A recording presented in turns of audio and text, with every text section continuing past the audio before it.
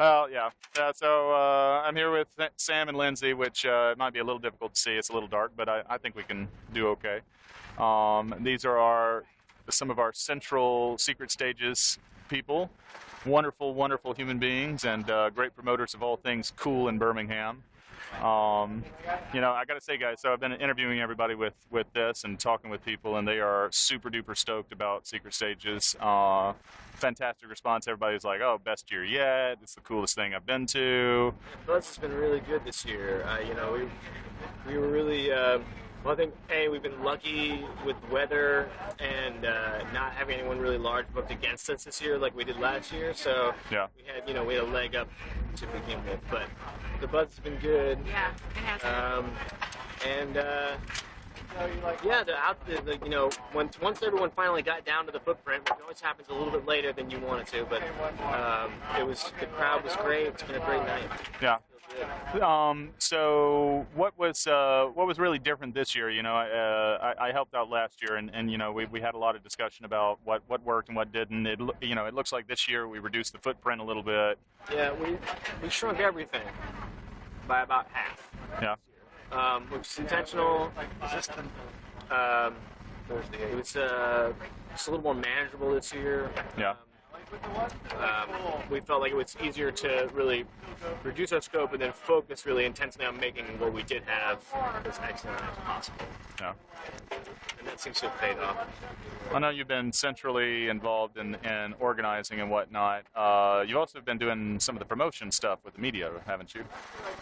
I would really say Sam has been doing most of the promoting. Okay.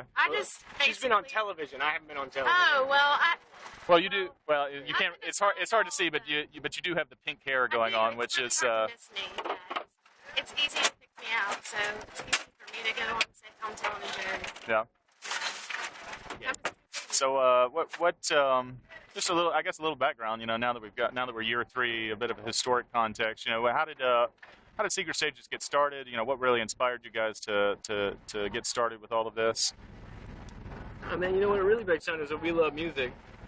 And when City Stages went under, there really did seem to be a vacuum and an opportunity to sort of do a refresh, of what a music festival in Birmingham could be about. Well, I got to say, just not to interrupt you, but for a moment, this is way better than City Stages ever was. I think so. I mean, I only got to go to City Stages a couple of times. I moved here 6 years ago. Yeah. It was bloated. Let's put it that way. Yeah. Well, it's also like a bunch of big national acts that had nothing to do with Birmingham. Yeah, I think I feel like we've had to train people to change their way of thinking about, because you tell people okay, we're going to bring a bunch of bands you've never heard of. And it's hard to, get them to go, oh yeah, we want to go out and see that. But once you get them out to see it once, twice, now a third time, and they start to understand, we're going to have a good time. This is good music. Plus, we'll get to say, oh, we saw that band. Yeah. One thing I will say, too, that has worked to, I think, our advantage is the fact that social media has been so prevalent in the recent years, whereas City Stages really didn't have that. Oh, it's so easy to get the word out now. I mean, somebody can show up here at 8:30 and start tweeting and Facebook and everything else and spreading the word, and then all of a sudden, before the night is out, they may draw people down from the rest of the city. We're really, We've also had an opportunity to share the music before people even come to the festival. So you can discover it in a whole new way. You can fall in love with the music before you get to see them, and then you can fall in love with them all over again. And then you can fall in love with the festival and then Birmingham, because Birmingham is where it's at. Oh, absolutely. So, yeah, that's one of the things I really like. It's one of the things we don't really push when we're promoting it, but, one of my favorite things that I see at the festival is artists who come in from out of town, walking around. When I'm just walking around handling festival things, I'll be behind a group of artists who are checking it out and talking about oh man, Birmingham's so great. We should move here. everyone's so nice and people really dig what we do, you know? Well, I look at it in context. You know, I also work with Sidewalk, and it's the same response at Sidewalk. You know, people are like, "Oh, this is so cool. The people are so nice. You know, we really love coming here." And I was just telling people, and for the watchers of the video, this would be like the fourth time I've said this on video, but you know, just article today or yesterday was talking about music festivals, like great music festivals to go to in the U.S. And they said, "Oh yeah, Secret Stages, Birmingham, Alabama." Oh, You know, really? yeah. I'll send you a link. Please, I would love to see that. Yeah, so we're coming up on the map, man.